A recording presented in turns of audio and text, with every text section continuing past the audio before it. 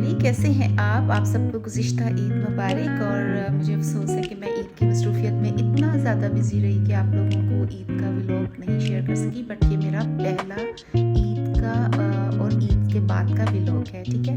वैसे भी इस चैनल पे ये मेरा पहला व्लॉग है। उम्मीद है कि आपको पसंद आएगा। प्लीज़ चैनल को सब्सक्राइब करना मत भूलिएगा, क्योंकि इसमें आपको आने वाले दिनों में बेशुमार खूबसूरत किस्म के व्लॉग्स, कुकिंग आइडियाज़, यहाँ का अमेरिकन लाइफस्टाइल और एवरीथिंग आपको देखने को मिलेगा। तो ये है चांद रात, और इससे पहले हम लोग खाना वाना खाने गए बाहर, शॉपिंग वॉपिंग की, चूड़ियाँ मेहंदी जो कि यहाँ पे भी होता है वो हम सब ने इंजॉय किया।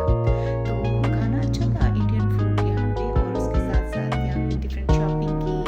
और खाने में क्या था जी, खाने में मैंगो लस्सी थी जो कि बहुत ज़बरदस्त थी, चाट थी, और ये स्टार्टर था, एपेटाइज़र, और ये सूप भी था, लेकिन इतना अच्छा नहीं था। बहरहाल खाना ठीक था। ये नहीं है कि मैं यहाँ पर मैंने डिफरेंट रेस्टोरेंट्स ट्राई किए हैं, बट कुछ रेस्टोरेंट अच्छे हैं बट सारे नहीं। बहरहाल फिर ये एक मेरे पास क्लिप था ईद से पहले। एक्चुअली मैंने सब्ज़ी बनाई थी। मैंने कहा आने वाले दिनों में तो कुर्बानी का गोश्त और ये वो सब खाते हैं। तो यहाँ पे कुर्बानी का ये होता है कि पाकिस्तान में ही हम कुर्बानी करवाते हैं, क्योंकि यहाँ पे बेसिकली स्लॉटर हाउस भी हैं। फार्म हाउस से जाके अपनी पसंद का बकरा, गाय, जो भी आपने लेना है वो भी ले सकते हैं। इवन हिस्से भी डाल सकते हैं, ऑनलाइन भी और फिज़िकली जाके भी।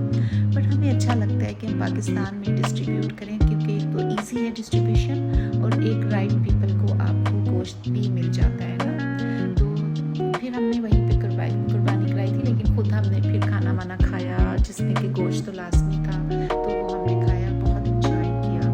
ये आपको मेरा इंस्टा का नज़र आ रहा होगा, इसको भी फॉलो करें इंस्टाग्राम पे, मुनीज़ के नाम से। अच्छा जी, ये बारिश का दिन है और अभी गर्मी बहुत है। आपको देखने में लग रहा होगा कितना प्यारा मौसम है, बट आजकल जून में ये गर्मी बहुत ज़्यादा है। ये क्लिप कुछ दिन पहले का है, जबकि अभी गर्मी की शिद्दत स्टार्ट नहीं हुई थी। तो आप देखेंगे कि यहाँ पर लोगों ने अपने घरों में रहते हैं ज़्यादातर। ईद के दिनों में भी ऐसा नहीं है कि सब बाहर फिर रहे हैं या ऐसा है। इवन क्रिसमस पे भी पता ही नहीं चलता कि यहाँ क्रिसमस है, सिवाय इसके कि घरों को सजाया संवारा जाता है, बहुत ज़्यादा लाइट्स लगी होती हैं। मगर ईद पे ये बस ऐसे खामोशी होती है।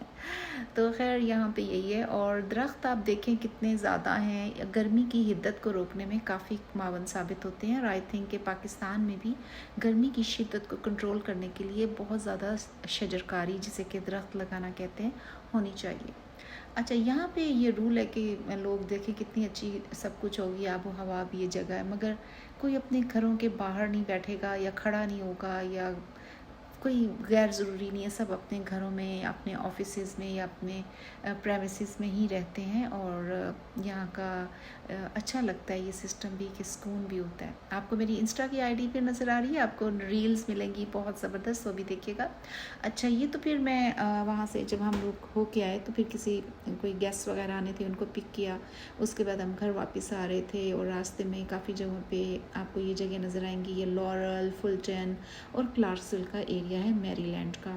सो बेसिकली मैं आपको मैरीलैंड के कुछ एरियाज़ दिखाऊंगी, और आने वाले दिनों में डिफरेंट एरियाज़ भी दिखाऊंगी।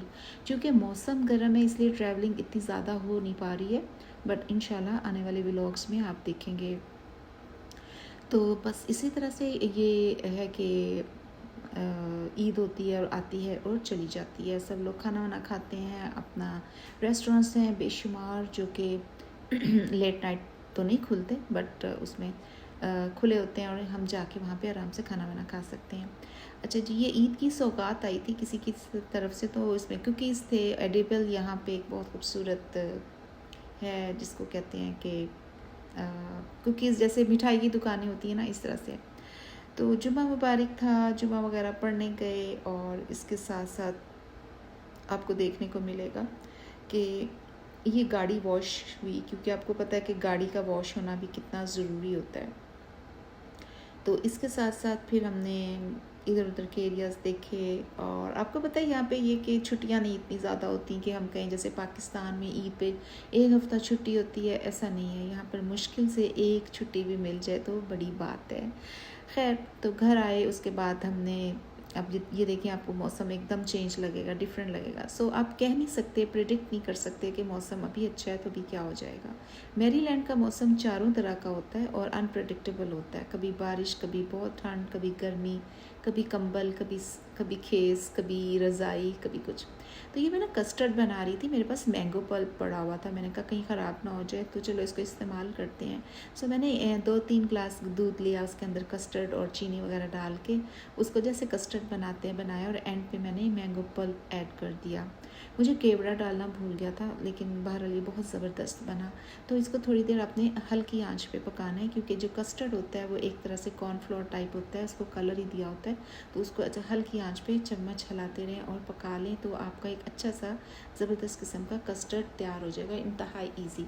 और साथ में ये मैंने चिकन बनाया था, चिकन कुछ कढ़ाई या कौरमा था, उसको मैं थोड़ा सा मज़ीद ऐड कर लिया वाटर, और थोड़ा सा मैंने उसको ग्रेवी को ऐसे बना लिया था। बहरहाल बाहर जब था देखने में लग रहा है कि गर्मी नहीं है, but it's too hot outside. उसके बाद मैंने घर की सफाई वगैरह जो होती है यहाँ पे ख़ुद का काम करने पड़ते हैं, खाना, किचन, कुकिंग, क्लीनिंग, बर्तन धोना, बाथरूम धोना, साफ़ करना, everything we have to do by ourself. मैं साल में एक दफ़ा या 6 महीने में एक दफ़ा लेडीज़ को बुलवा के अपना घर मुकम्मल क्लीन करवाती हूँ, जो मैं करवा चुकी थी ईद से पहले। बहरहाल कस्टर्ड तैयार हुआ, उसके बाद मुझे केक रस नहीं मिल रहे थे, तो मैंने सूजी के रस रखे नीचे और ऊपर बनाना डाला, और साथ में इसको फिर मैंने सजा के फ्रिज में रख दिया, क्योंकि आजकल अभी कुछ लोग हैं हमारे घर स्टे, तो मैंने कहा चले हम मिल के शाम में खाएँगे। इसका मज़ा ही और है, जब आप खाना वाना खा के फारिग हो जाते हो ना, तो वो दिन लंबे हैं, तो आप इसको स्नैक्स में रात के तौर पे जब आपकी क्रेविंग हो रही होती है मीठे की, तो आप निकालें और खा लें, तो इससे बहुत मज़ा आता है। तो कस्टर्ड तो सबको ही बनाना आता होगा, ठीक है। आप इसमें वैरायटी दे सकते हैं, आप इसके अंदर स्ट्रॉबेरीज भी अपनी पसंद की या कोई फ्रूट्स डाल सकते हैं, पाइनएप्पल वगैरह जो भी आपने डालना हो आप डाल सकते हैं। तो अब देखें जी, बर्तनों का ढेर। मैं ऐसे नहीं कहती मैं बहुत बिजी होती हूँ, 2 चीज़ें पकाओ ढेर लग जाता है, अभी खाना खाया भी नहीं और बस ये ढेर। चले शुक्र है डिश वॉशर है और उसमें मैं लगा दूँगी, लेकिन फिर भी पैन्स वगैरह तो मुझे धोने पड़ेंगे। डिश वॉशर मैं अमूमन उस वक्त चलाती हूँ जब घर में काफ़ी लोग होते हैं, अदरवाइज़ मैं साथ साथ बर्तन धोती रहती हूँ, तो इतना बर्डन नहीं होता कि मैं कहूँ।